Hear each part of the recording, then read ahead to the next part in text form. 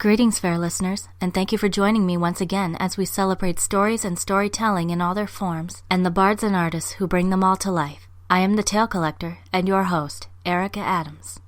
For as long as intelligent life has existed, or maybe even longer, so have those elusive enigmas we call dreams. I once read in a book that the mind is like a room, and the process of dreaming is the mind's way of cleaning or reorganizing this room, to look through our subconscious and reassess our thoughts and memories in a new light. Whether you believe this particular analogy has merit or not, there is no denying that dreams and nightmares are extremely powerful things, tools for inspiring us and teaching us about ourselves, and this film shows us a fine example of exactly that. Here is the story of Ink, released January 23, 2009, and recommended for viewers 16 and up.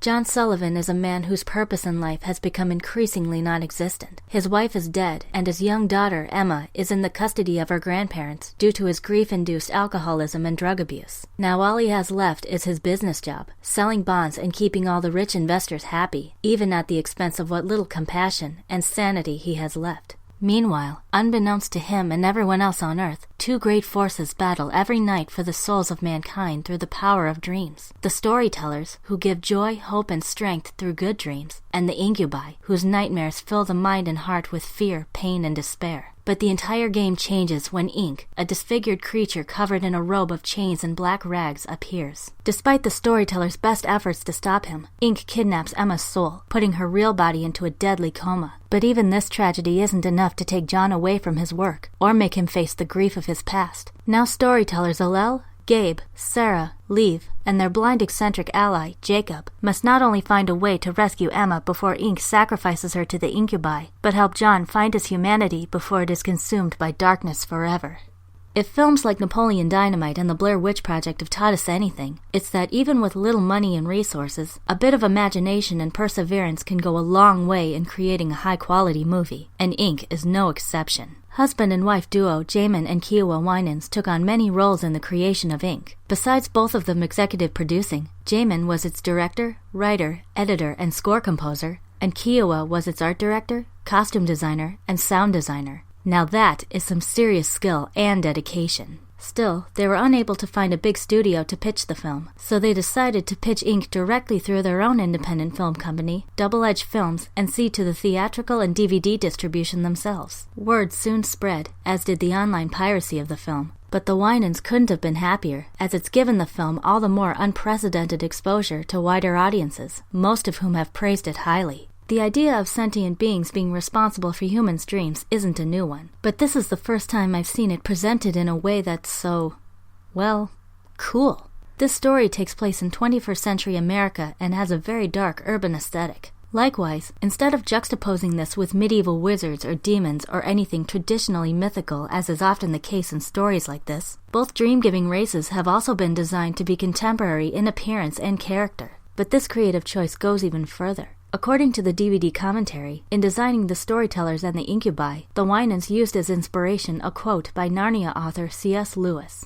"How monotonously alike all the great tyrants and conquerors have been. How gloriously different are the saints." The storytellers look and act like the kind of people you'd see on a college campus or in a coffee shop, or maybe even babysitting your own children. Young men and women of every ethnicity, attired in jeans, leather, shades, and piercings, smart and confident in their individuality, and yet as warm and comforting as their name. but the incubi are like a hospital patient's worst nightmare, no pun intended. Each covered in black smocks and gloves, smug but lifeless grins forever plastered on their bespectacled faces, which flicker in a painful monochrome behind a sheet of glass like a broken TV screen. Much like the demons whose name they share, they delight in the psychological raping of their victims, a weak heart cowering behind a facade of power. It's also worth noting that the dreams and nightmares shown throughout the film depict not the fantastic, like gaining superpowers or seeing monsters, but much more realistic or down-to-earth events. Now, before you start thinking how dull that sounds, let me ask this. If you were to experience a wonderful surprise, like reuniting with a lost loved one or winning the lottery, or a horrific tragedy like attempting suicide due to bullying or enduring a spouse's verbal abuse, would you truly feel any less emotionally or spiritually affected than by anything bizarre or impossible?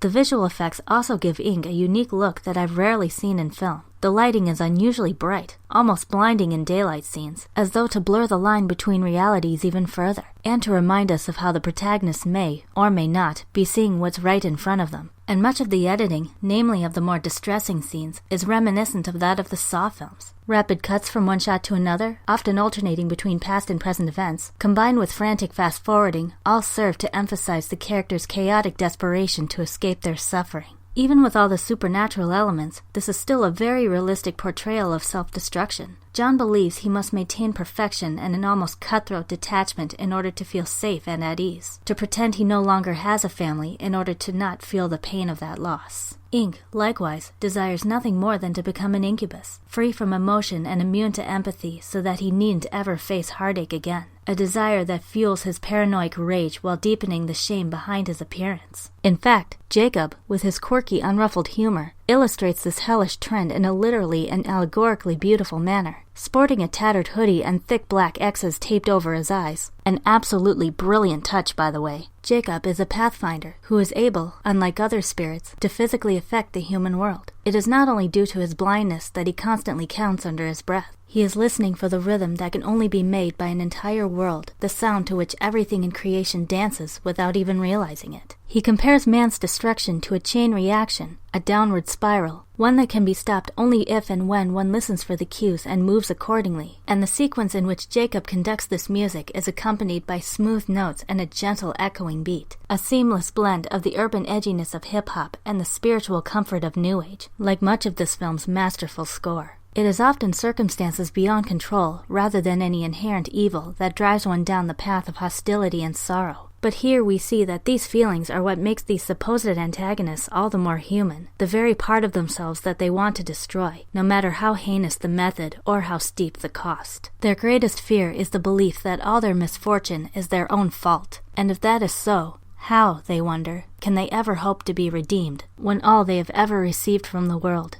is damnation? Whenever I can actually recall my dreams upon waking, it's rare that I have one I truly feel is trying to tell me something about myself, but I never stop trying to understand. If there's one story that shows how dreams are far more than just images in our brains, it is Ink. This cinematic labor of love is too visceral not to invoke heart-wrenched tears or long, hard thoughts on how depression and loss can turn even the best people into monsters, and how they can be healed by kindness and understanding. A true mirror to the soul, if ever there was one. Gather round next time for another tale you may have forgotten or have never heard before. Until then, listeners, may inspiration always find you.